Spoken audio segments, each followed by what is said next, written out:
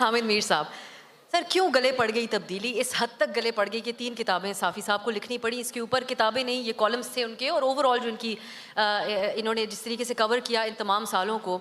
और दूसरा, ये तब्दीली लाने वाले और ये सब कुछ करने वाले कहीं वो पस मंज़र में तो नहीं चले गए जब आज हम डिस्कस करते हैं ये सारी चीज़ें? शुक्रिया बहुत बहुत। पहले तो मैं सलीम साफ़ी साहब को मुबारकबाद देता हूँ कि इतने मुख्तसर अरसे में एक ही मौजू पे तसलसल के साथ उनकी ये तीसरी किताब है, और सीक्वेंस ऑफ इवेंट्स जो है उसके साथ सीक्वेंस ऑफ बुक्स नज़र आ रहा है। तो ये एक बड़ा खूबसूरत सिलसिला है जो मुझे लगता है कि आइंदा भी जारी रहेगा, और इनका शिकार जो है उसका नाम तब्दील होता रहेगा, लेकिन हर शिकार का किरदार एक ही होगा, और वो किरदार ऐसा है जो कि हमारे मसाइल की एक बहुत बड़ी वजह है। इस किताब में जो सलीम साफ़ी साहब के कॉलम हैं वो दरअसल रीसेंट पास्ट की, माजी करीब की एक तारीख़ है, और आज बहुत से लोग जो कुछ पढ़े और समझे बगैर ही किसी के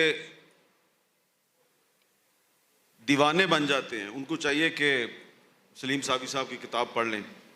उसमें आपको कुछ ऐसी बातें मिलेंगी जिससे आप इख्तलाफ भी कर सकते हैं, लेकिन आप में उसको मेरे ख्याल से बदनीति नहीं मिलेगी, क्योंकि जहाँ पे कहीं पे वो समझते हैं कि उनसे कोई गलती हो गई है, वो उसका एतराफ़ भी कर लेते हैं।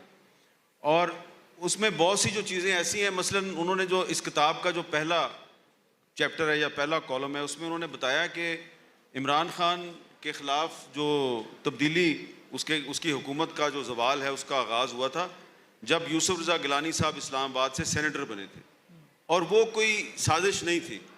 उस साजिश के पीछे जो किरदार था उसका इन्होंने नाम भी लिख दिया है।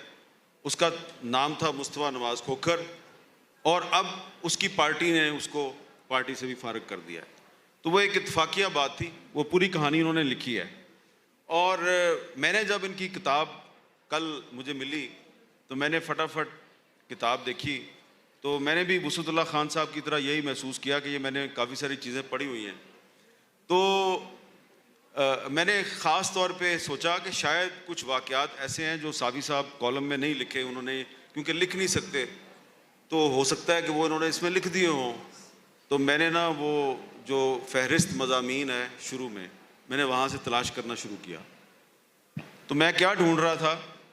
काले जादू की कहानी, क्योंकि काले जादू की एक कहानी सलीम साफ़ी साहब को पता है, और मेरा ख्याल है कि मौजूदा हालात में वो नाकाबिले बयान है, लेकिन शायद कुछ अरसे के बाद साफ़ी साहब की जो अगली किताब आएगी इसमें वो बताएंगे, क्योंकि सोर्स ऑफ इंफॉर्मेशन जो इनका है उसी सोर्स ने वो कहानी मुझे भी सुनाई हुई है, लेकिन इनको ज़रा ज़्यादा तफसील से सुनाई हुई है।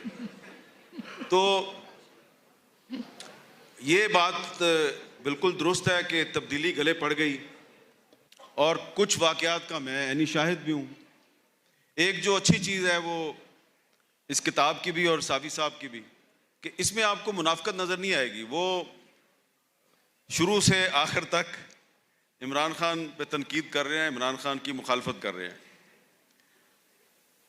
मुझे याद है, साफ़ी साहब की इजाज़त से मैं एक वाक़या आपको बता देता हूँ कि 2018 का जो इलेक्शन था उससे कुछ दिन पहले जब अभी इलेक्शन कैंपेन एंड पे पहुँच रही थी, तो मैं तमाम बड़ी पार्टीज़ के लीडर्स के इंटरव्यूज़ कर रहा था। तो एक दिन मैंने इमरान खान का इंटरव्यू किया, और वो इंटरव्यू नशर हुआ। उस इंटरव्यू में उन्होंने बड़ी तनकीद की कि ये जो नवाज़ शरीफ है ये फ़ौज की पैदावार है, इसने ISI ने इसको बनाया, इसने ISI से पैसे लिए। तो एक्चुअली इमरान खान जो है वो जो नवाज़ शरीफ का नैरेटिव था उसको पंक्चर करने की कोशिश कर रहा था, क्योंकि नवाज़ शरीफ साहब कह रहे थे कि इमरान खान जो है वो फ़ौज की पैदावार है, तो इमरान खान ने कहा कि नवाज़ शरीफ फ़ौज की पैदावार है। तो वो जब रात को 9 बजे शो ख़त्म हुआ तो मुझे फ़ोन आया कि जी आपको आर्मी चीफ मिलना चाहते हैं। मैंने कहा अच्छा, तो कल किस वक्त? उन्होंने कहा नहीं कल नहीं, अभी।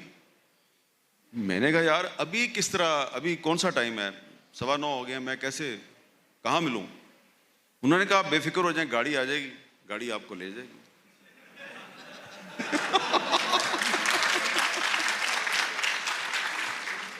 तो गाड़ी आ गई, हमने अल्लाह का नाम लिया। कार आई थी ना, कार आई थी। कार नहीं आई थी भाई, वीगो वीगो।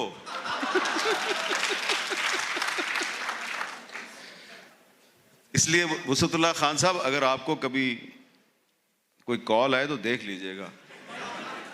बहरहाल मैं जब उधर पहुंचा तो अब मुझे ये याद नहीं है कि साफी साहब वहां पहले से थे या बाद में आए थे। मैं बाद में आया। अच्छा, ये बाद में है, ठीक है। जब मैं वहां पहुंचा तो मुझसे पहले वहां पे एक और हमारे कुलीग हैं, वो पहले से बैठे हुए थे। अब मेरी वहां पे एंट्री हुई तो जनरल बाजवा साहब जो हैं, उन्होंने वो जो उस दिन इंटरव्यू था उस पर कुछ तनकीद शुरू कर दी कि जी देखें आप फौज पे तनकीद चला देते हैं, ये है वो है। तो मैंने बड़ी हैरानगी से कहा कि ये तो तनकीद इमरान खान ने की है। तो कहता फिर क्या हुआ? मैं कहा वो तो आपका आदमी है। तो कहते हैं साडा आदमी है? मैं कहा जी सारी दुनिया को पता है और आपको नहीं पता।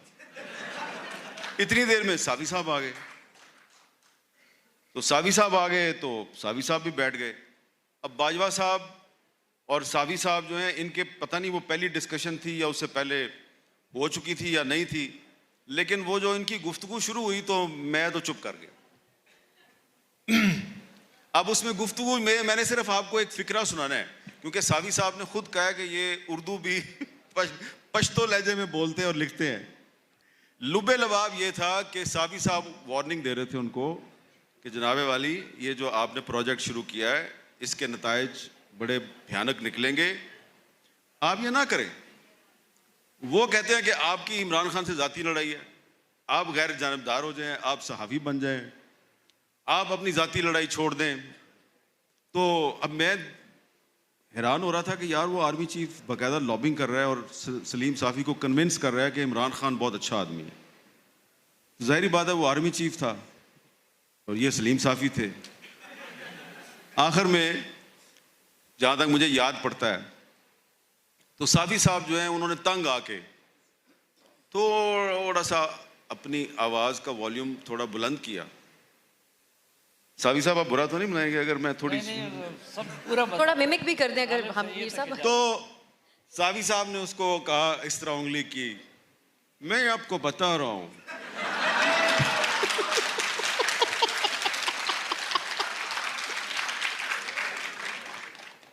मैं आपको बता रहा हूं, एक दिन आप पछताएंगे पछताएंगे।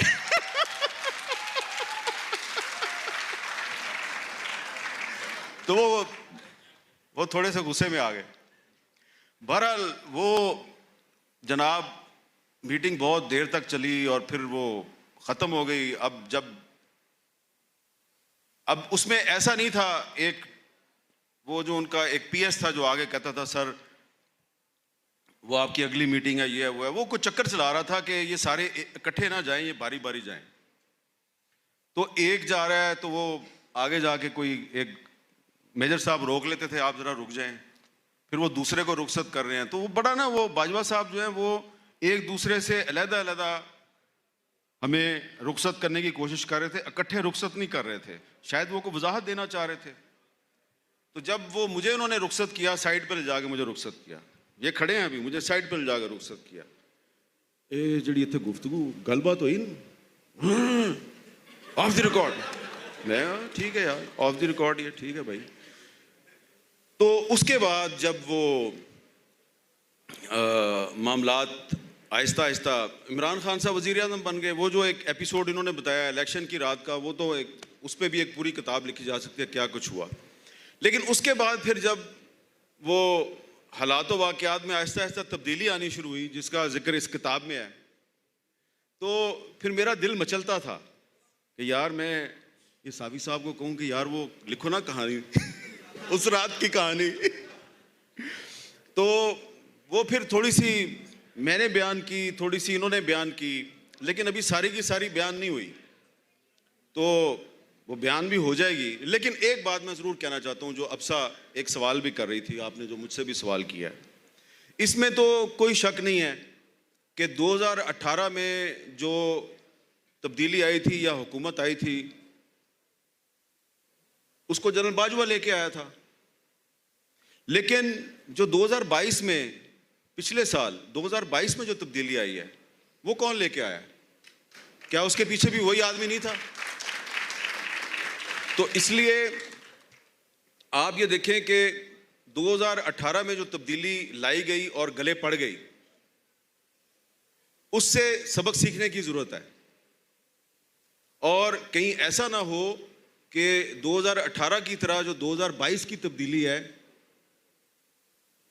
वो गले तो ना पड़े, वो मच्छर बन के आपके नाक में घुस जाए और मच्छर को निकालने के लिए आप अपने ही नाक पे जूतियां मारनी शुरू कर दें, और फिर आपको नाना पाटेकर का एक डायलॉग याद आए कि एक साला मच्छर जो है वो आपकी ज़िंदगी तबाह कर देता है। तो इसलिए ये जो तब्दीली है 2018 की और 2022 की तब्दीली, इस तब्दीली के पीछे सियासत में फ़ौज की मुदाखलत है और ये मुदाखलत बंद होनी चाहिए। ये सबक है। और जो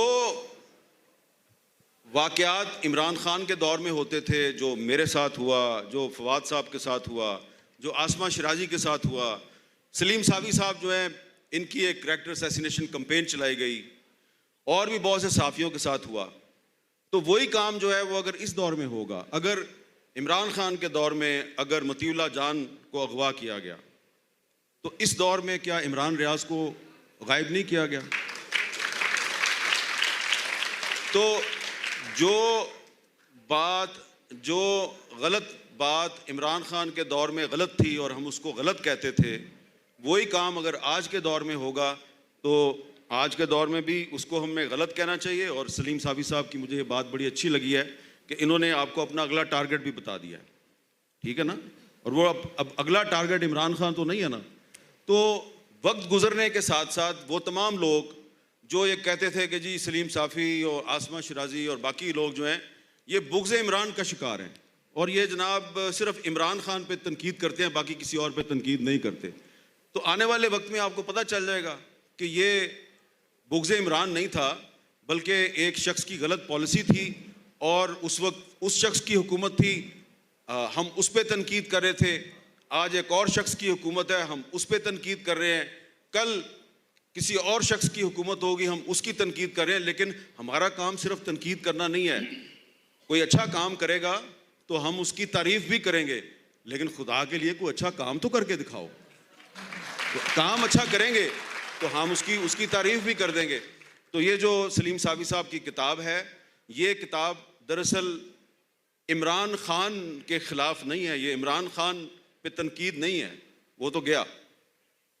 ये दरअसल जो आने वाले इस हुकूमत के नहीं, इस हुकूमत के बाद जो आने वाली हुकूमत है उसके लिए वार्निंग है कि भाईजान अगर आपके सियासी मुखालफिन के ख़िलाफ़ इस किस्म की किताब लिखी जा सकती है तो आप ज़रा होश के नाखून लें।